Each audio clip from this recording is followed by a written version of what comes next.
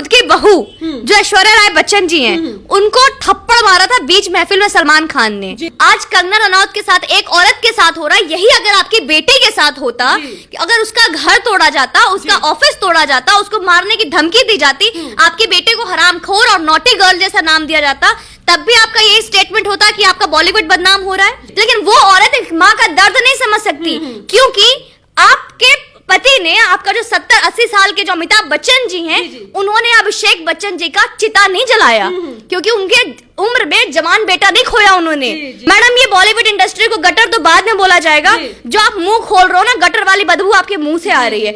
सारे मर्द मर चुके हैं, कोई मर्द बचा नहीं, तो एक बूढ़ी आंटी आके आती है और बॉलीवुड का बागडोर संभाल लेती है, और पीछे जवान खून आके बोलते जी बड़े होकर हम ऐसे बनना चाहते हैं। जया बच्चन जी, मैं सबसे पहला क्वेश्चन जो मैं पूछूंगी आपसे, कि आज आपको बुरा लग रहा है कि बॉलीवुड को बदनाम किया जा रहा है? इतने वर्षों से आप महाराष्ट्र में रहती हैं, मुंबई में रहती हैं, शिवाजी महाराज की नगरी में रहती हैं, तो यहाँ पे जो इतनी पवित्र भूमि जो शिवाजी महाराज की नगरी है, उनको बदनाम किया जा रहा है, महाराष्ट्र सरकार को बदनाम किया जा रहा है। उसके लिए बुरा नहीं लगा? चलिए, मैं मट्ठा पुलिस की बात नहीं करती, मैं महाराष्ट्र सरकार की भी बात नहीं करती, महाराष्ट्र स्टेट को बदनाम किया जा रहा है, वो बुरा नहीं लगा आपको? तो आज आपको इतना बुरा क्यों लग रहा है कि आपकी इंडस्ट्री बदनाम हो रही है? यहाँ पे इंडस्ट्री के बारे में तो किसी ने कुछ कहा नहीं, यहाँ पे चुनिंदे उन लोगों के बारे में कहा गया है जो कि ड्रग्स लेते हैं, और आपको बुरा इसलिए लग रहा है कि कहीं ना कहीं आपकी बेटी भी ड्रग्स का सेवन करती है।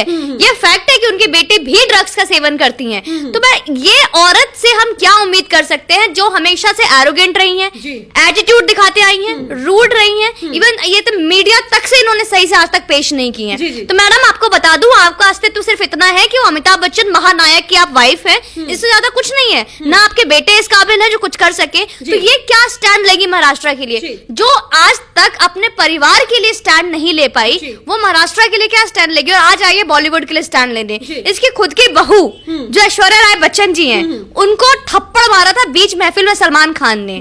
सलमान गैंग का नाम आज सामने आता है कि सलमान गैंग ऐसा कर रहा है, खान गैंग ऐसा कर रहा है। आज तक आपने हिम्मत नहीं जुटाया कि आप ऐश्वर्या राय अपनी बहू के लिए कुछ बोल सके। चलिए ठीक है, आज आपको मौका दिया गया है, आज आपके पास एक ऐसा मौका है जहां पे आप, चलिए देश के लिए नहीं, सुशांत भाई के लिए नहीं, दिशा साल्यान के लिए नहीं, पालघर के साधुओं के लिए नहीं, कम से कम अपनी बहू के लिए बोल लेते, अपनी बहू के लिए कि हाँ, मेरे बहू को भी इसने मारा है।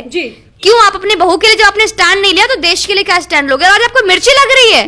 तो जया आंटी, आपको किस बात की मिर्ची लग रही है? हमारी सोनम मैम है, तो कहती है बड़ी हो जाऊंगी तो मैं आपकी तरह बढ़ूंगी। मैडम, कितनी बड़े हो गए आप? ओवर 30 हो गए, शादी हो गई, बच्चा करना ना करना आपकी मर्जी है, वो आपके ऊपर डिपेंड करता है, क्योंकि आप बहुत ही कूल फैमिली से बिलोंग करते हो, तो आपके डिपेंड करता है। लेकिन आप कितने बड़े होगे?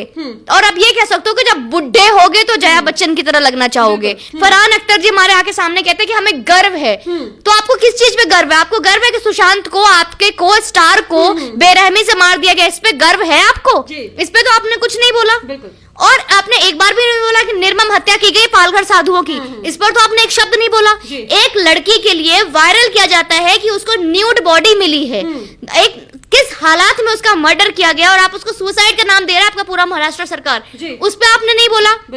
एक औरत, मैं सोचती हूँ जया बच्चन जी से, जया बच्चन जी, अगर जो चीज आज कंगना रनौत के साथ एक औरत के साथ हो रहा है, यही अगर आपकी बेटी के साथ होता, कि अगर उसका घर तोड़ा जाता, उसका ऑफिस तोड़ा जाता, उसको मारने की धमकी दी जाती, आपके बेटे को हरामखोर और नॉटी गर्ल जैसा नाम दिया जाता, तब भी आपका यही स्टेटमेंट होता कि आपका बॉलीवुड बदनाम हो रहा है। या फिर आपका बेटा एक दिन आपका भी, जैसे आप हंस रहा है, खुश है, आपको पता है कि आपका बेटा क्या है आपके लिए, बचपन से पाला है आपने, आपका बेटा है, आपका खून है, आपको पता है कि बेटा कैसा है आपका, आपके बहनों को, उनके आपकी बेटियों को पता है भाई कैसा है आपका, और उसी बेटा के बारे में बोला जाता है कि वो बाइपोलर है, डिप्रेस्ड है, एंजाइटी में जी रहा है, और एक दिन कोई आता है और आपके बेटे को आपसे दूर लेकर जाता है, और एक दिन एक कमरे में आपका बेटा अगर फांसी पे टंगा हुआ मिलता है, मरा हुआ मिलता है, तब भी आपका यही स्टेटमेंट होता। आपके घर के संतों को, आपके बुजुर्गों को, आपके पुरखों को अगर बेरहमी से सड़क पर कुछ लोग मारते, तब भी आपका ये स्टेटमेंट होता। तो मैडम इस तरीके का दोगलापंथी आप सांसद में आके एक नए जो विक्टिम कार्ड खेल रहे हो, आज तक तो मुंह खोला नहीं आपने। तो मैं उनसे यही बोलूंगी, जया मैम आपकी उम्र हो गई है, आराध्या बच्चन आपकी जो बहू है, घर पे बैठ के कुछ खिलौने उनको दो, कुछ खिलौने खुद लो, बैठ के खेलो। इस तरीके की आप हरकत मत करो। बस एक ये है कि आज तक आपने कुछ बोला नहीं, आज आपको बुरा लग रहा है। तो मतलब जवान खून तो खत्म हो गए, सारे मर्द मर चुके हैं, कोई मर्द बचा नहीं। तो एक बूढ़ी आंटी आके आती है और बॉलीवुड का बागडोर संभाल लेती है, और पीछे जवान खून आके बोलते हैं जी बड़े होकर हम ऐसे बनना चाहते हैं। ये सोचो रवि किशन ने क्या बोला। रवि किशन ने ऐसा बोला कि हाँ जी जया जी, आपका बॉलीवुड फैमिली, आपका घर वाला अमिताभ बच्चन या फिर आपकी फैमिली से कोई ड्रग्स ले रहा है। जी। उन्होंने तो सिर्फ ये बोला कि भविष्य में ऐसा ना हो, उस पर उन्होंने चिंता जताई। उन्होंने सिर्फ ये बोला कि आगे आने वाली हमारी भी जनरेशन होगी, क्योंकि उनको लगता है कि मेरे टाइम में कोई ऐसा नहीं करता था, या फिर अमिताभ बच्चन जी के टाइम में ऐसा नहीं करता था। लेकिन आज की जनरेशन जो है, जो उनको ऐसा लगता है कि बॉलीवुड में ड्रग्स पैडलर बढ़ते जा रहे हैं, करोड़ों की लेन देन होती है ड्रग्स के नाम पर। उनका कहना है कि और इसमें गलत क्या है। और जो सामने एनसीबी खोल के ला रही है, खोद के ला रही है, खुद सामने चीजें आ रही है। यहाँ तक कि गोवा से कनेक्शन दिखाया जा रहा है, डार्क नेट से कनेक्शन दिखाया जा रहा है, वहां पे आप ऐसे स्टेटमेंट दे रहे हो। मैडम जब एनसीपी नार्कोटिक्स डिपार्टमेंट जब सुशांत के केस में आई थी ना, उस वक्त अगर आप ये स्टेटमेंट देते तो एक बात वैलिड समझ में आती है, सबूत है, गवाह है, जो हमारे जो मुजरिम है वो जेल में है, पूरा बॉलीवुड निकल के सामने आ रहा है, सारा अली खान जैसे का नाम आ रहा है, और लोग बॉलीवुड के सितारे अपना इंडिया छोड़ के भाग रहे। वो नहीं दिख रहा आंटी को, लेकिन आंटी को बॉलीवुड बदनाम हो रहा है। कितनी मूवी की आंटी आपने बॉलीवुड में, जिसके ऊपर टिप्पणी की है वो 600 मूवी बना के बैठा है। बोलते हैं जिस थाली में खाया उसी थाली में छेद किया। मैडम थाली बनाने का और बनाया हुआ थाली परोसने का रिवाज नेपो किड्स के लिए है, उन लोगों के लिए नहीं है जिन्होंने अपना अस्तित्व खुद बनाया, उनके लिए नहीं है जिनका वजूद उन्होंने खुद बनाया। तो ये रवि किशन हमारे बिहार के हैं, तो इनका कोई वजूद नहीं था बॉलीवुड में, क्योंकि ऐसे लोग को टिकने नहीं दिया जाता है। और ये टिकने की कोशिश की थी सुशांत भाई ने, क्या इल्जाम हुआ, क्या अंजाम हुआ उनका।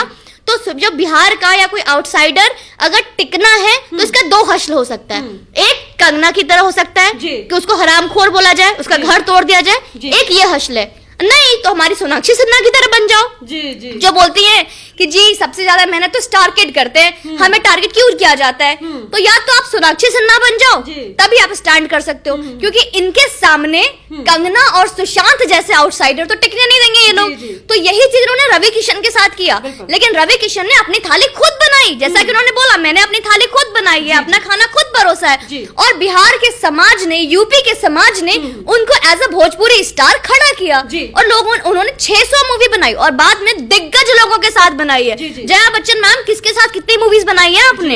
एक टाइम के बाद आपकी शादी होने के बाद आपने अपने बाल सफेद कर लिए, तो आपकी जो बाल सफेद हुए वो आपके एक्सपीरियंस की वजह से नहीं हुए, बैठ के हेयर डाई नहीं किया, मेकअप पार्लर में नहीं गए, इसलिए मैडम डाई आपकी नहीं हुई, बस इसलिए आप सफेद बाल है।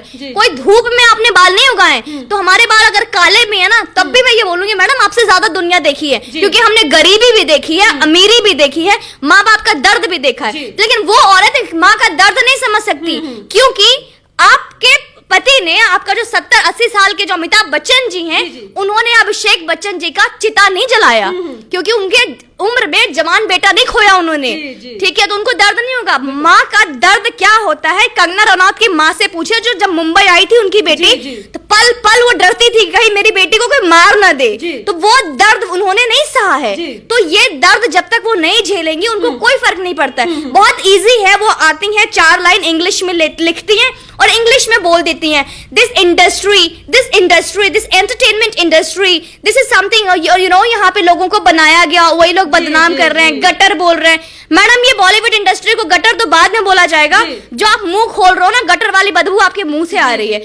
आप ये तो देखो, आपको आम इंसान से महानायक बनाने वाला कौन है, तो ये बोलेंगे कैसे। ये तो शुरू से कांग्रेसी खानदान से बिलोंग करते हैं, जवाहरलाल नेहरू से बिलोंग करते हैं, तो कहां से आवाज निकलेगी, क्योंकि इनका तो खून ही पाकिस्तानी है। तो जिनके खून में हिंदुस्तान ही नहीं है, जिसका खून अपने देश का नहीं है, वो कभी नहीं हो सकता, क्योंकि अमिताभ बच्चन जी को बनाने वाला कोई और नहीं है। ये अजीत सिंह जी हैं, ये जवाहरलाल नेहरू जी हैं, क्योंकि उनको कोई मूवी नहीं मिल रही थी इनके हाइट की वजह से।